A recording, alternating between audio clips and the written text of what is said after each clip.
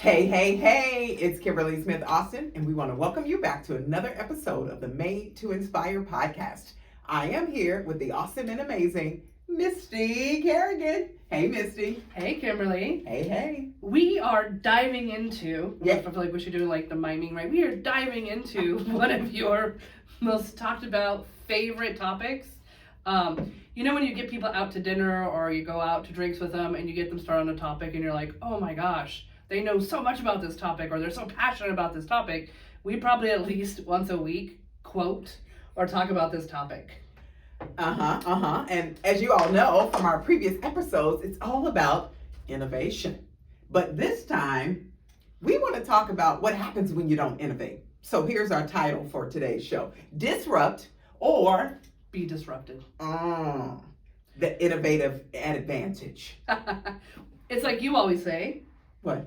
If you don't innovate, you will be erased. So you either have an option: embrace or be erased. You decide. Let's just call and rent a movie a blockbuster. Yes. Oh wait.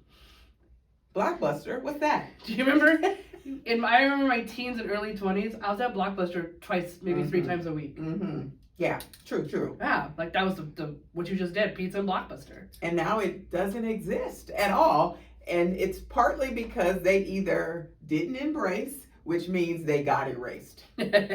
So when we think about the importance of disruptive thinking in business, which is why staying ahead of the curve is essential for long-term success. Now, what do you think of? We always talk about Blockbuster is one of the first companies that come to mind because I remember fond memories of it, and I spent lots of money there, and I probably still owed money. Glad they were out of business because those late fees were killer. But I think what drove them out of business was a company that said, what are people tired of? Mm-hmm. Right? Yeah. What's the negatives in this rental?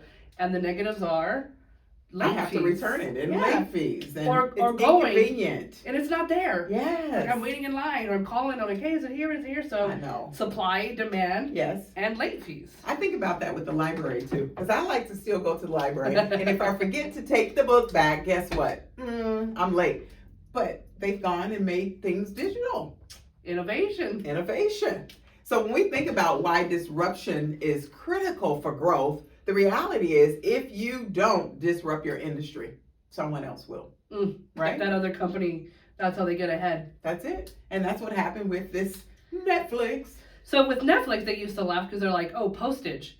But the nice thing when Netflix first started, Netflix always had the idea, they were looking at digital before digital existed. Right. But they needed that, a lot of companies need is distribution. Yeah. And so that first distribution came from, I don't know if you guys ever ran to the mailbox to get your Netflix, but they were laughing at them because they were like, well, what if you mail, you're going to run out of money because you're all this mailing is going to be the expense. But they counted on people not back-to-back watching like Blockbuster. Blockbuster made a lot of money through people not turning it in on time. Netflix made a lot of money, but we weren't charged for not turning it back on time. It helped them when we forgot and kept a video for 3-4 weeks. Absolutely. They made more. Yeah. So when you think about this, innovation isn't just about new products. It's about challenging the status quo.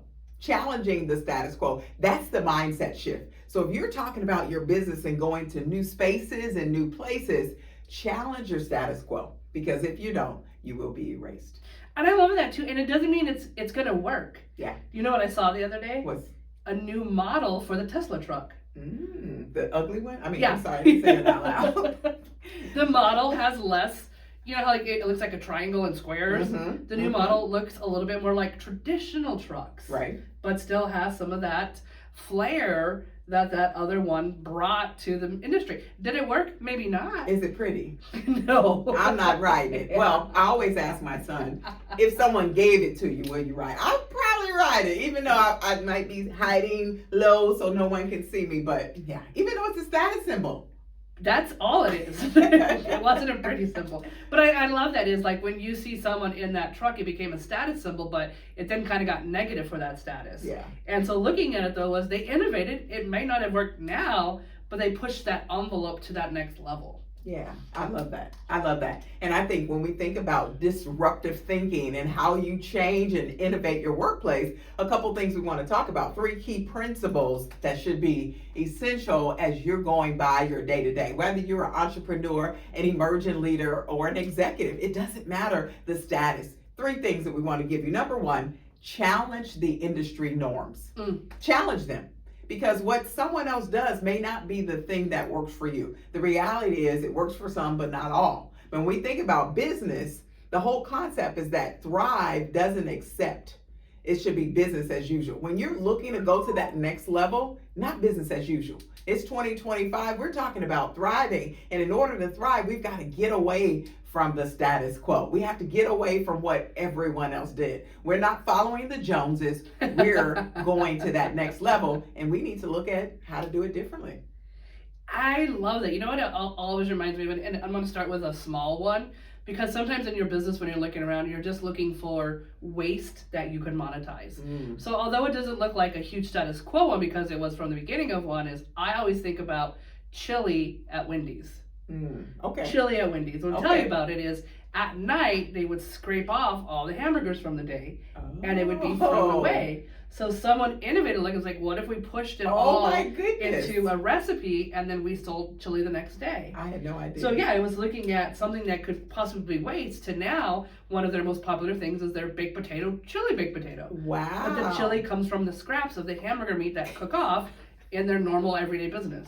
I love that. That's so good. That's so good. So listen to that. Think about what's going on in your organization. That's one possibility, as you said. But number two is adapt to consumer behavior shifts. Now that's an interesting. And I think what happens is companies fail to evolve with their customers' needs quickly. They become irrelevant. I think about, and I think I gave this example before, one of my clients, 75-year-old organization, successful in their own rights. They're still using paper today. In a world where computers and technology and AI exist, they are still doing their financials on paper. That's all I have to say. Do you know what that conversation, it reminds me of the generation Gen X and older, we like to hold things. Yes. But what happened to Southwest 2 Christmases ago? Ooh. Yeah. When something wasn't how it needed to be and everything shut down, it was because nothing was systematized. Everything was paper and not where it needed to be. That's right. So unfortunately that chokehold, if you're not innovating how you need to be, technology might end up outgrowing you and chokeholding your company. Strangling you, exactly, which is why adaptation is so important. We have to learn how to adapt in order to go to that next level. Now here's what I know. Change is hard. It's hard, but it's inevitable. And so we have to recognize and prepare ourselves that it's coming along. It's coming down the road. Get ready for it. Don't stay stuck. Allow yourself that space to make changes, even if it's little baby steps, because eventually those baby steps become giant leaps. You know what it reminds me of when I'm staring right at it? What's is that? Apple. Yes. So Apple was computers. Yes. And then they dove a little into music. Remember the iPod? Didn't they make them anymore, right? Yeah. I was like blown away because I used to carry those big old CDs. Yeah. You remember those? Like I'd have like a big CD case and all that. And one of my friends, it's about the same age, I wasn't into there yet, and she pulls out this square and she's all like, I have 500 songs right here. You're like, what? I was like, I can't carry that much. I have them all in my garage right now, by the way. Seriously, I'm going to take a picture. We're going to post it online. Thousands of CDs. Thousands, right? Yeah. But that's innovating with your customers, right? That's them thinking of an idea of what if your music was portable? Yeah. And you could take all your music anywhere you went. So why am I having a hard time getting rid of those CDs? And I have it in my pocket, literally in my pocket. I can have everything right here, but I'm stuck. So that's the difference. And you and me and the rest of the world get unstuck. Another great example we were talking about earlier is, remember Zoom? Changing with your customers' needs.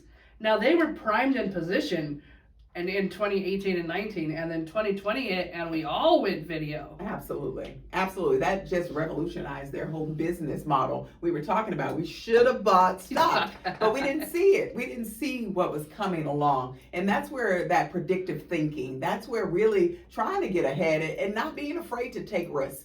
being willing to take that next step, which brings us to the third thing, which is leveraging emerging technologies and trends. When you look at disrupting, that's embracing tech, as we just said, as the game changer rather than a threat. And I cannot emphasize that. I do a lot of talking and teaching about AI, and people are afraid. They're afraid that AI is going to replace them. You can't right now. Not yet. Not yet. And so when we think about that, embrace this. Allow it to let you disrupt your industry, your marketplace, so you can go to that next level. Technology is your friend. I laugh because and everyone knows you're in your 50s. Yes, ma'am. And I don't know to say a lot of people in their 50s, but every time we go and we're setting a project, you're the one that introduced me to Canva.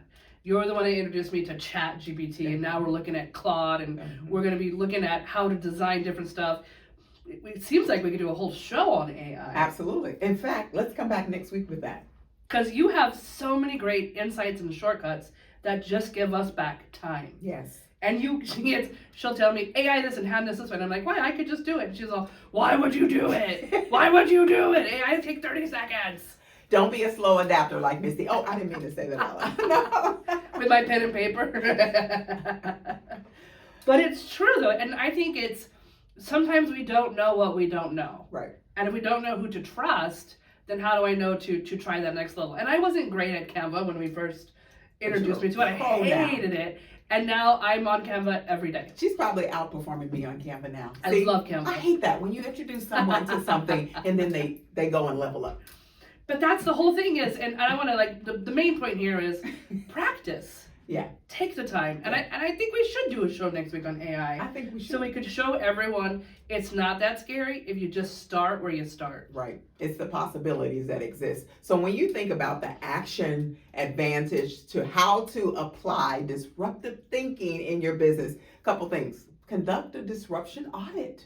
Make it simple for you. And what you may want to do to start is just identify one area in your industry that feels outdated, that feels inefficient or frustrating. Just start with that.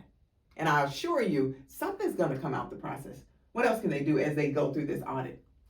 I like to visit other companies. I don't call them competition, we call them collaborators. That's right. Because we can't serve everybody, but we like to know what others are doing because we might be able to send them customers that we're not working with, or even kind of see where they got ahead and then put some time and energy into that. So maybe pop into your collaborators, or if you call them competition, then pop in. Yeah. Check some stuff. Go to their website, look and see what they're doing. Part of your job as a business owner or as an emerging leader is to know what those in your area are doing. Yeah, I love that. And then I would say, make sure you ask, what if? What if we did the opposite of the what's standard? What if? There's so many possibilities, so many ... line fill-ins that you can have there. But it's not until you're willing to take that shot, to willing to take the chance to say, you know what? I'm not staying status quo. I'm going outside the box. Another thing to add to that what if is looking at what your customers need and most importantly what they want. And what we've noticed a lot lately, especially with these emerging generations, is people want experiences. Absolutely. In every industry. I don't care if it's your taxes. That's right. People want a little pampering when they go to get their taxes done.